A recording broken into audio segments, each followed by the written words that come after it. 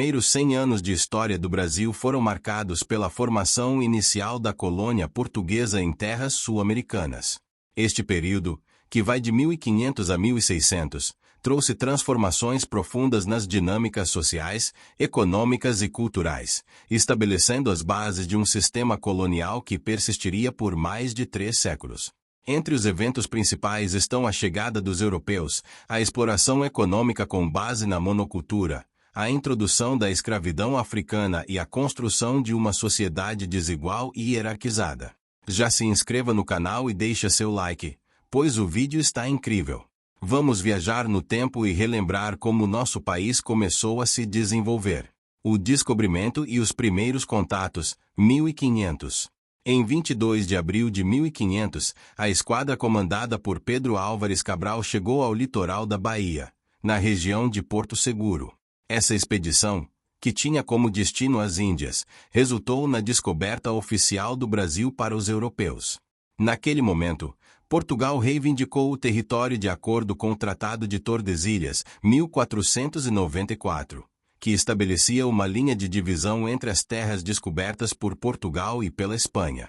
Entretanto, ao contrário da visão eurocêntrica de descobrimento, os indígenas, que já habitavam o território há milhares de anos, tinham sua própria forma de organização social, linguística e cultural. Estima-se que havia entre 2 e 6 milhões de indígenas vivendo no Brasil, pertencentes a diferentes grupos como os Tupi-Guarani, G, Carajá e Aruaque, entre outros.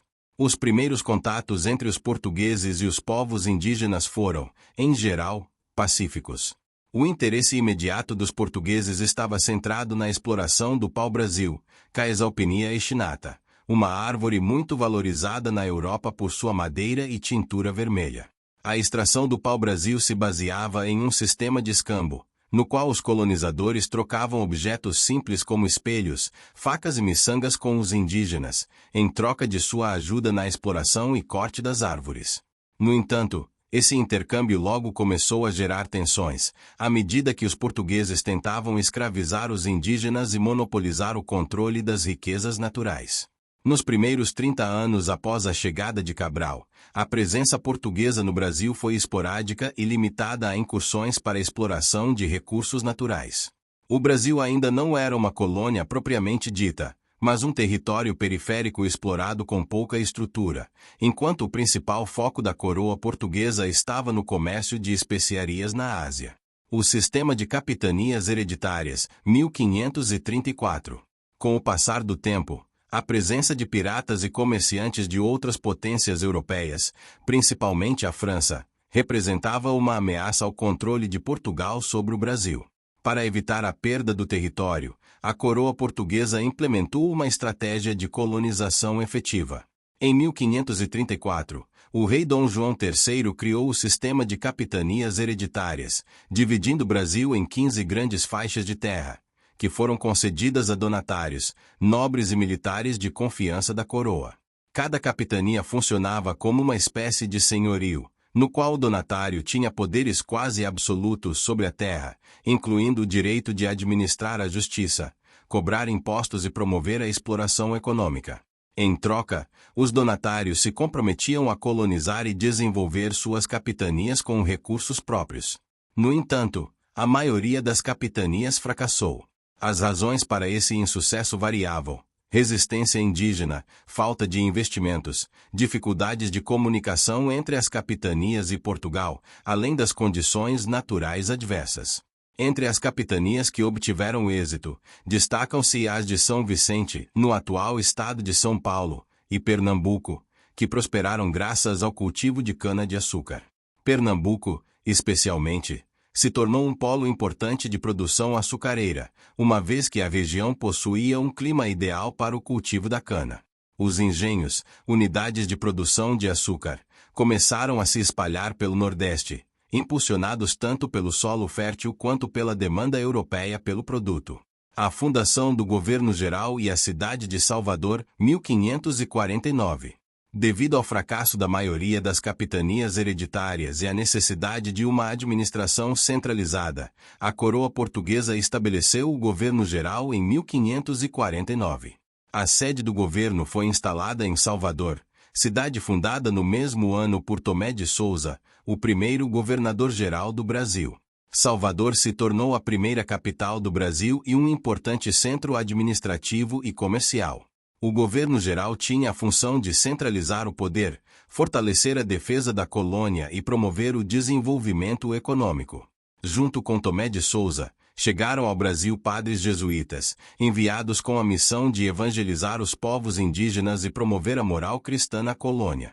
Entre eles estavam figuras como Manuel da Nóbrega e José de Anchieta, que desempenharam papéis centrais na catequese e na fundação de aldeamentos jesuítas.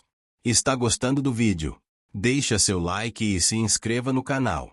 A exploração do pau-brasil e o início da economia açucareira. Nos primeiros anos da colonização, a principal atividade econômica foi a extração de pau-brasil, cuja exploração intensiva pelos portugueses, muitas vezes em colaboração com indígenas escravizados, devastou grandes áreas de florestas costeiras. No entanto, o pau-brasil não era suficiente para garantir a sustentabilidade da colônia, e o foco econômico se voltou para a cultura de cana-de-açúcar, um cultivo que já havia sido testado com sucesso nas ilhas atlânticas portuguesas, como Madeira e Cabo Verde. A cana-de-açúcar tornou-se a base da economia colonial a partir da década de 1530, particularmente no Nordeste, com destaque para a capitania de Pernambuco. Os engenhos de açúcar eram verdadeiros complexos industriais da época, compostos por campos de plantação, fábricas de processamento e habitações para senhores, trabalhadores livres e escravos. A produção de açúcar dependia da organização de trabalho em larga escala, levando à necessidade crescente de mão de obra. A introdução da escravidão africana. Nos primeiros anos de colonização, os portugueses tentaram utilizar a mão de obra indígena para o trabalho nas plantações de açúcar. No entanto, a resistência dos povos nativos ao trabalho forçado, o conhecimento do território e o grande número de fugas e revoltas forçaram os colonizadores a buscar alternativas. A partir da metade do século XVI, a solução encontrada pelos portugueses foi o tráfico transatlântico de africanos escravizados. Com a experiência acumulada nas Ilhas Atlânticas e em outros territórios coloniais, os portugueses começaram a trazer um número crescente de escravos africanos para o Brasil.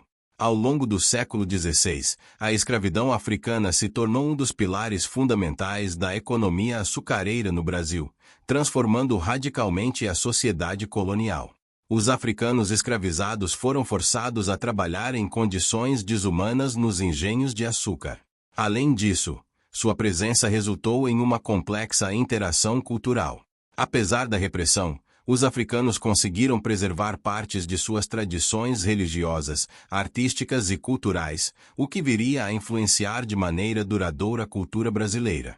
Religiosidades como o candomblé e tradições musicais e gastronômicas africanas começaram a ser incorporadas à sociedade colonial. Conflitos com invasores europeus e a fundação do Rio de Janeiro, 1565. Ao longo do século XVI, a presença de outras potências europeias, como a França, foi uma ameaça constante à soberania portuguesa no Brasil.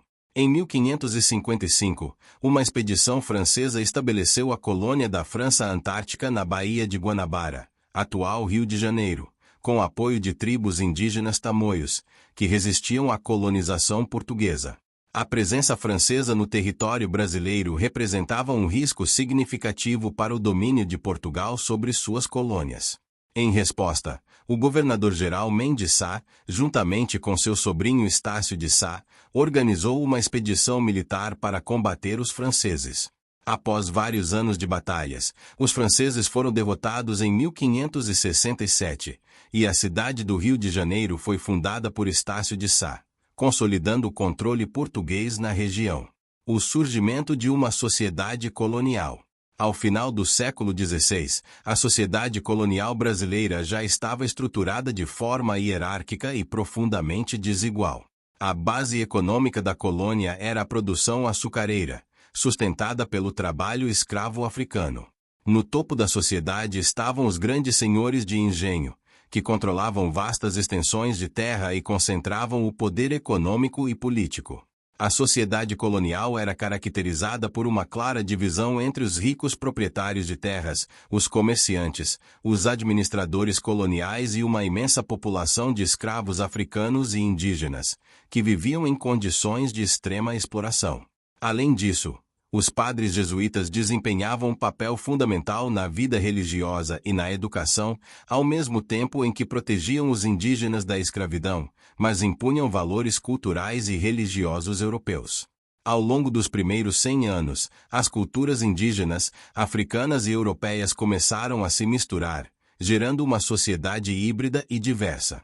A música, a culinária e as tradições religiosas afro-brasileiras e indígenas foram moldadas pela resistência cultural em face da opressão, enquanto os colonizadores portugueses impunham suas instituições e práticas de poder. Os primeiros 100 anos de história do Brasil, de 1500 a 1600, foram essenciais para a formação de uma colônia com bases profundamente marcadas pela exploração econômica, pela escravidão e pela criação de uma sociedade desigual. O cultivo da cana-de-açúcar, a introdução da escravidão africana e a resistência dos povos indígenas foram temas centrais desse período. As tensões entre diferentes grupos culturais, a estrutura econômica baseada na monocultura e a presença de potências estrangeiras moldaram uma colônia que, ao longo dos séculos seguintes, se desenvolveria como uma peça central do Império Português no Atlântico Sul. As fundações lançadas nesse primeiro século continuariam a influenciar a história do Brasil até a independência e além.